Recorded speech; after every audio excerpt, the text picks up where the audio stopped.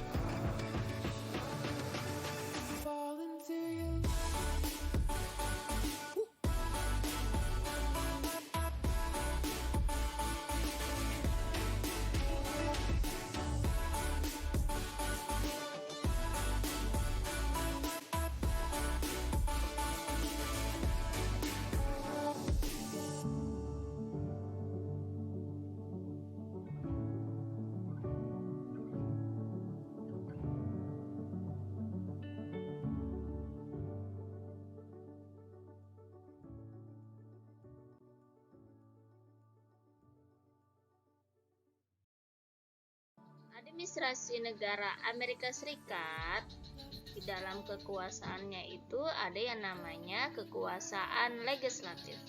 Menurut Undang-Undang Amerika Serikat, kekuasaan legislatif itu dipegang oleh Kongres yang terdiri dari Senat dan DPR. DPR itu terdiri dari para anggota yang dipilih setiap 4 tahun sekali oleh rakyat dari berbagai negara bagian, dengan persyaratan bahwa setiap anggota itu harus berumur 25 tahun. Senat Amerika Serikat terdiri dari 2 anggota Senat dari setiap negara bagian yang dipilih untuk selama 6 tahun oleh Badan Legislatif Negara Bagian, dengan syarat setiap anggota umurnya tidak kurang dari 30 tahun.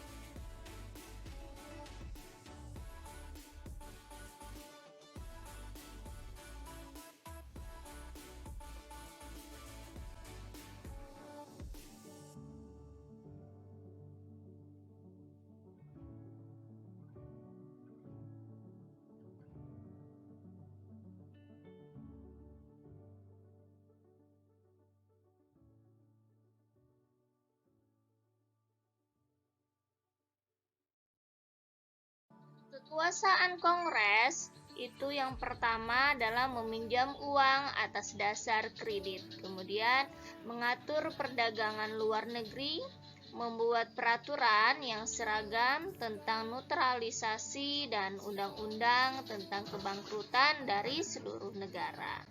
Menetapkan nilai mata uang, membuat aturan hukum bagi pemalsu uang, serta membuat atau mewujudkan jalan-jalan pos dan kantor pos. Selain itu juga meningkatkan kemajuan ilmu dan seni yang berguna, mendirikan pengadilan rendah untuk Mahkamah Agung, menentukan dan menghukum pembajakan, menyatakan perang, membina angkatan perang, menyiapkan milisi, serta membuat semua undang-undang untuk melaksanakan kekuasaan.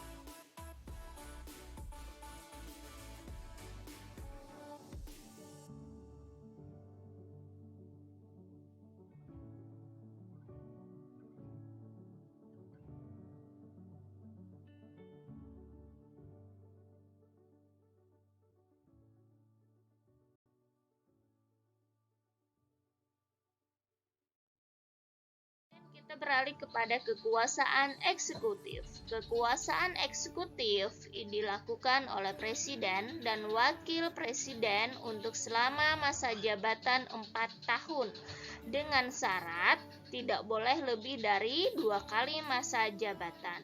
Dengan usia presiden tidak boleh kurang dari 35 tahun. Apabila presiden tidak dapat menjalankan tugasnya karena meninggal, sakit, atau lainnya, maka jabatan presiden itu dipangku oleh wakil presiden.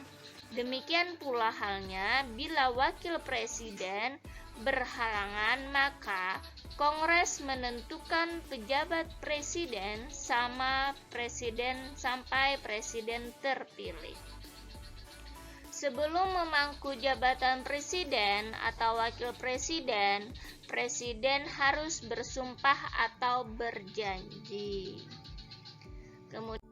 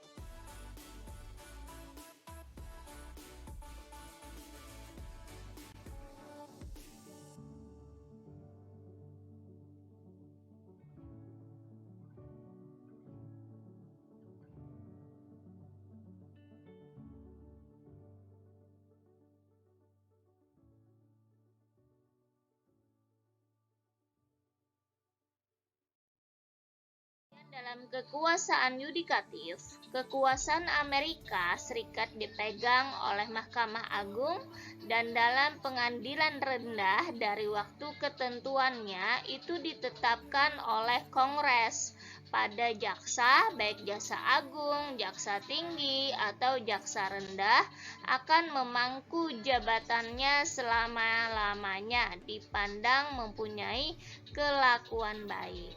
Nah, dalam pasal 3 ayat 2 Undang-Undang Amerika Serikat itu disebutkan bahwa kekuasaan yudikatif meluas kepada semua perkara dalam jangkauan undang-undang dengan semangat atau asas persamaan.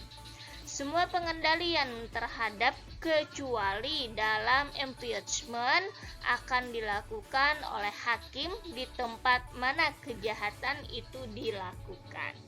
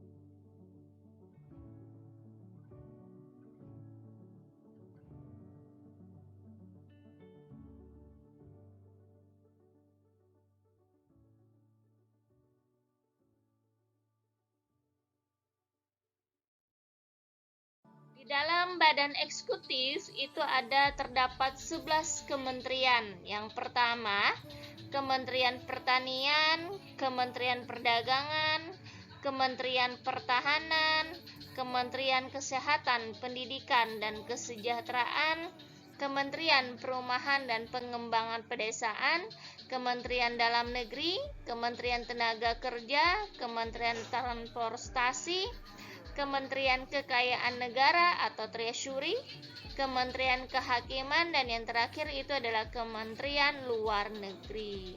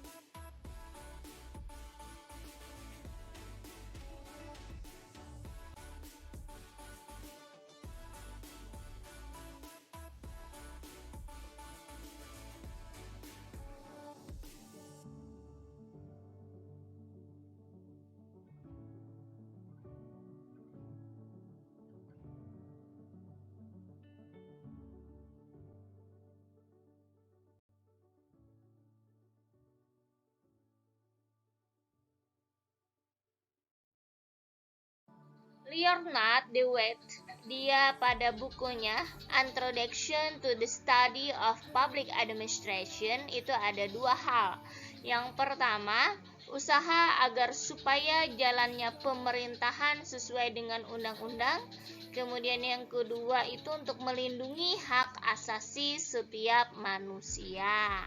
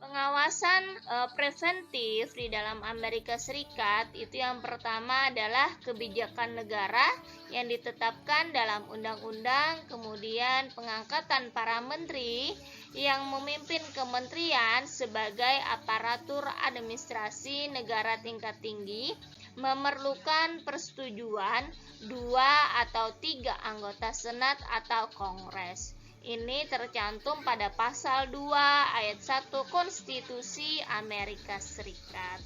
Kemudian adanya anggaran pendapatan dan belanja negara APBN. Setiap tahunnya harus diajukan oleh pemerintah kepada Kongres untuk memperoleh persetujuan. Oke, terima kasih.